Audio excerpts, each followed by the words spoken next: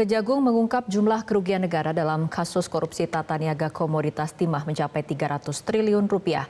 Jaksa Agung ST Burhanuddin mengatakan berkas perkara ini akan dilimpahkan ke pengadilan pekan depan. Sementara itu Kejagung masih mendalami perjanjian pisah harta antara tersangka Harvey Mois dan sang istri Sandra Dewi dalam dugaan tindak pidana pencucian uang.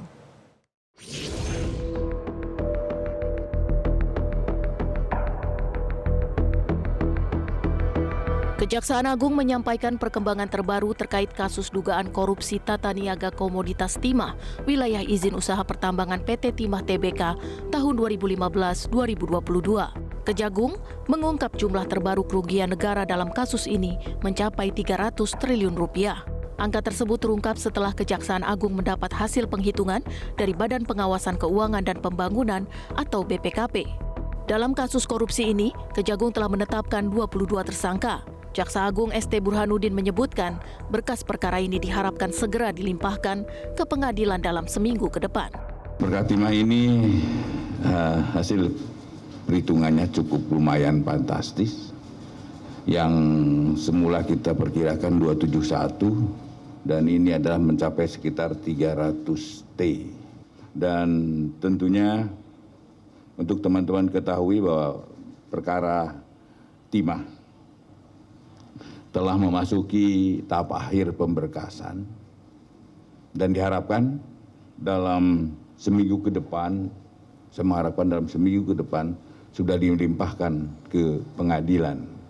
Sementara itu Kejaksaan Agung menyebut masih mendalami mengenai perjanjian pisah harta antara tersangka Harvey Mois dan sang istri Sandra Dewi. Pendalaman itu masih dalam upaya penelusuran dugaan tindak pidana pencucian uang dalam perkara tersebut. Untuk khusus HM ini kan yang kita dakwakan nanti peran dia. Setelah peran, kemudian apa yang dia peroleh. Keterkaitan istrinya tadi pada poin kedua apa yang diperoleh.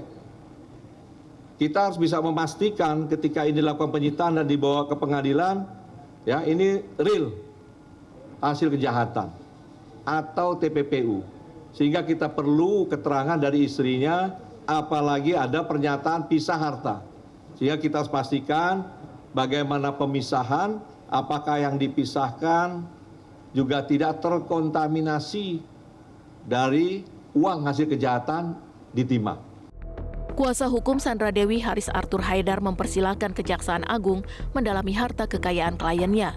Namun ia menegaskan bahwa sebelum adanya pernikahan, Sandra Dewi merupakan artis dan juga pengusaha yang memiliki sejumlah aset atas kepemilikannya sendiri. Beliau menikah dengan Pak Harvey Mois itu di November 2016. Jadi di Oktober 2016 beliau telah melakukan terlebih dahulu perjanjian wisata, perjanjian perkawinan. Aset yang disita sampai saat ini ada kendaraannya. Koordinator Masyarakat Anti Korupsi Boyamin Saiman menilai penyidik Kejagung tengah membuka potensi pihak-pihak lain untuk dijerat dengan Undang-Undang TPPU. Bukan tidak mungkin bila ada dua alat bukti yang cukup, Sandra Dewi bisa terjerat.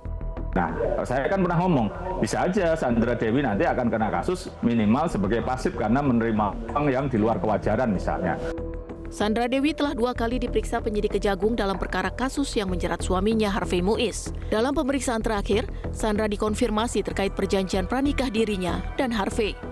Tim Liputan, Metro TV. Jelajahi cara baru mendapatkan informasi. Download Metro TV Extend sekarang.